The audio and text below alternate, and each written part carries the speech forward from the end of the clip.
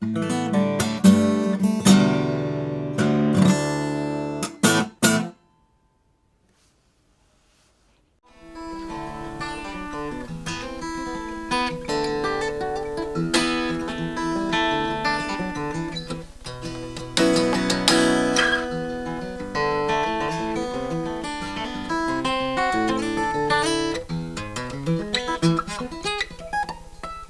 everybody, I'm Sean Hammond. We're at the Angler Theater in Iowa City, Iowa, here backstage with Eric Johnson.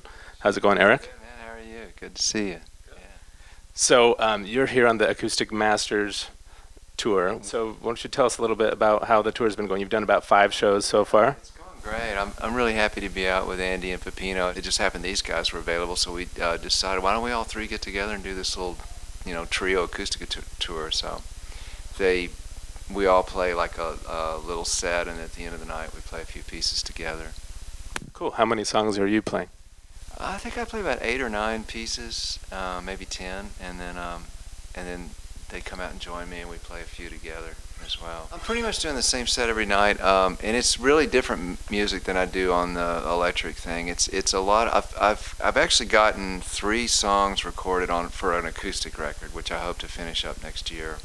So a lot of the stuff I do in my set is acoustic music that I've been building up that I've never recorded, and then I'll do maybe something by somebody else as like a guest song, and there is 1 or 2 songs I do in my set that I do tribute to Jerry Reed, which was on the Bloom record, and I actually do with Pepino and Andy. I do a acoustic version of a country tune that's on the new record Up Close that's coming out in November. Now, what can you tell us about that? You said it's coming out the end of November. Yeah. It's I think it turned out pretty good. I had some Johnny Lang sang on it, and Steve Miller sang on it, and Sonny Landreth played on it, Jimmy Vaughn played on it. And I had guests. Malford Milligan sang on it. So I had some different people come in and to kind of shake it up a little bit. So I'm pretty happy with the way it turned out. You did a recent interview with Jazz Hobrecht, sort of a veteran guitar journalist online, and you told him that you had sold a lot of your vintage gear. Do you want to talk a little bit more about your mindset? And most people associate you with vintage gear. In the story, you talk about selling vintage guitars, and you just have one Strat now. But you also talked about getting back to some of the vintage gear. I think you were talking about maybe your vintage Marshall heads and cabs from. I've always used that stuff, and I still have a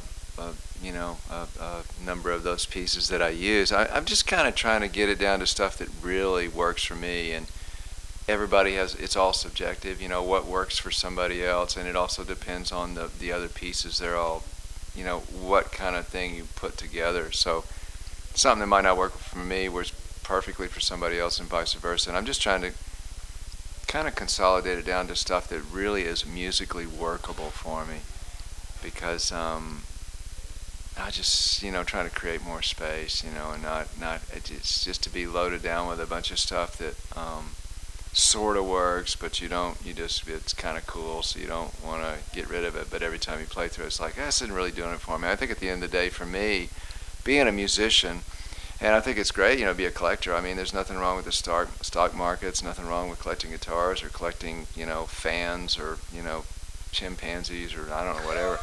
But, with me, I'm a musician, so I gotta, you have to kind of decide, well, if there's 24 hours in the day, what am I going to do with my hours, and since I'm a musician, I need tools that will best promote my music so I can do the best job I can. And if I really look at that honestly and objectively, it means certain things work and certain things don't. And I'm just kind of more enthused about following that path now.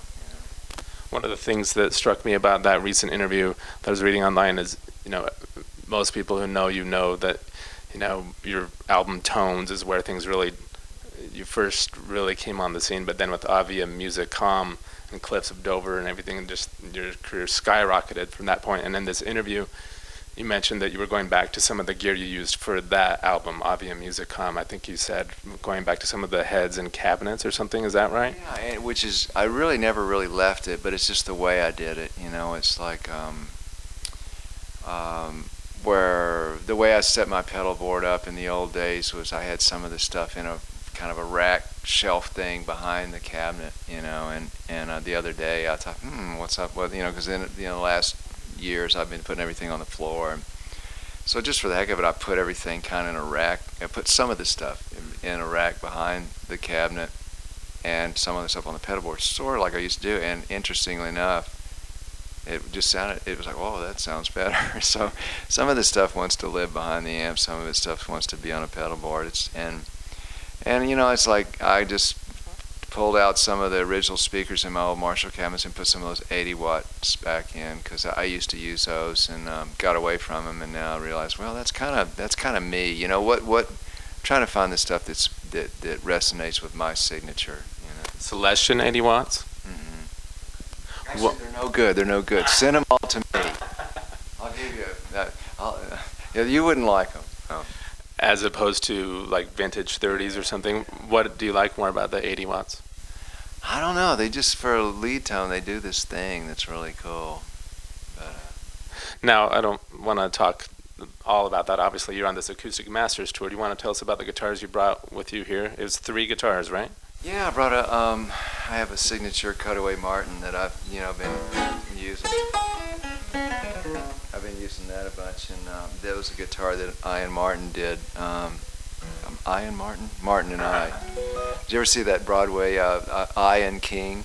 The Ian King instead of King and I? No. Yeah, so we did that. We did 90 pieces of those. They were kind of just a limited edition. So I use that, and then I have a PRS acoustic as well by Paul Reed Smith. I like, and still kind of working out the pickup system in that. And I borrowed a friend's D35 for this tour. That's some friend. Yeah. What year is that? Do you know? 68, I think. Yeah. Now, this guitar, is this exactly like the limited run? Have you had it altered at all? I haven't. I think I might have put a thicker saddle in it so I could determine the intonation a little better. Is it a bone saddle, or? I don't know for sure.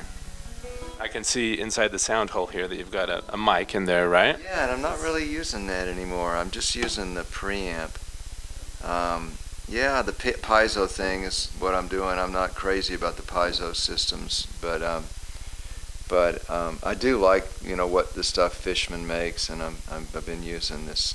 You know, the Fishman amps are working well, but I'm kind of curious to try some other options as far as it's just a lot of times, you know, you get away from the piezo, you get a more truer tone, but you also run into feedback and stuff. So you're miking this on stage with a... as much as a mic as I can, yeah. Which mic are you using? I'm just using a little condenser Russian Octava mic. It's like a copy of a KM Neumann, you know, or whatever. Yeah. Cool. And then anything else you want to tell us about the other 2 guitars? Well, the D35 is just kind of the same way. It's just a stock guitar. It has the Fishman preamp in it as well, and under saddle pickup. And then the PRS is something they're doing at the factory, is a complete different system that they're still kind of, it's a prototype R&D kind of thing that they're doing, which isn't a piezo. It actually works off the vibration of the wood. Well, thanks so much, Eric, for talking with us. It was a pleasure meeting you. Have a great show tonight. Yeah. I'm Sean Hammond, watching PremierGuitar.com.